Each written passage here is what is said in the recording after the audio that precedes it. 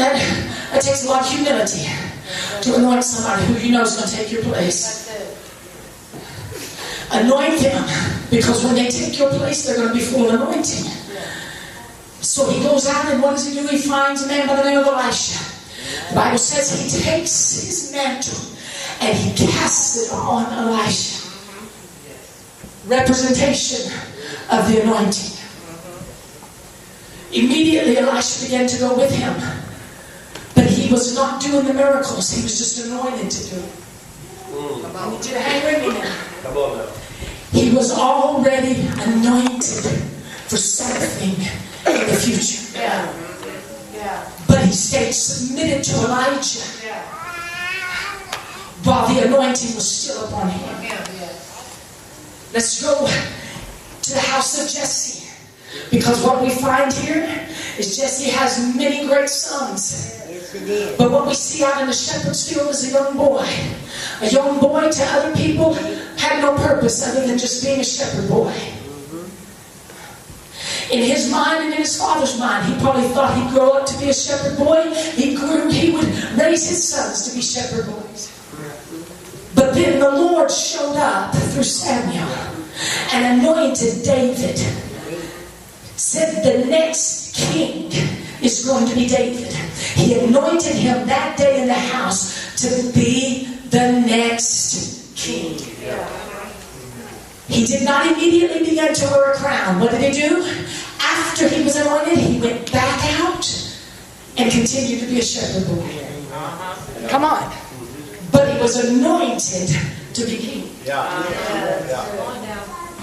He walked in an anointing for years before he ever walked in the position.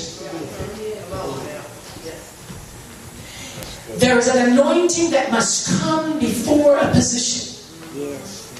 Too many people are looking for a position and then pray for the anointing, and it never happened like that.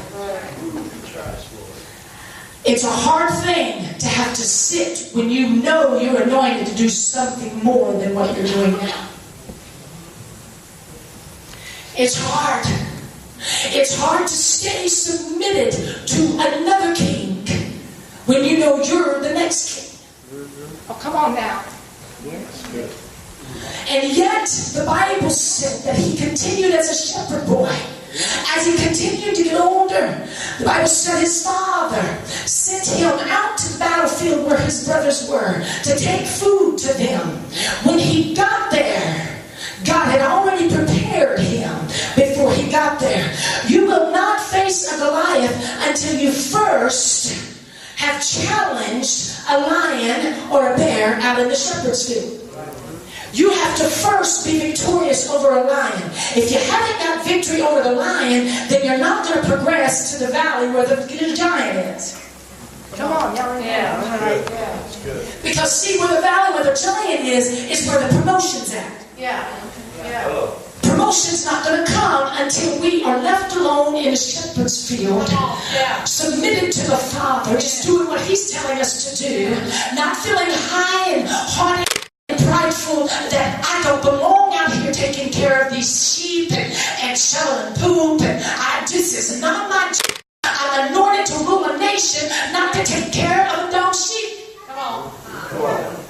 But instead, if we want to be promoted to the very thing we've been anointed for, we got to learn to stand still with the anointing. Is anybody hearing that? Stand still with the anointing. Stay submitted to whatever God has put us in, and stay there until the time comes for us to move to face the Goliath and then wear a crown. I watched David. The Bible said that David stood before Saul and he said this: I need you to let me go out there and destroy that giant. I can kill him. I can take him with my bare hands. But he didn't do it without submitting to King Saul. Can you imagine what it must have felt like, him standing there knowing he was anointed to be the next king and yet trying to stay submitted to this? That's hard. It's hard on anybody. You hear it? It's hard on anybody. But when we learn to do that, then God will promote us to the very thing He was anointed us for. What did He anoint him to do? He anointed him to be king.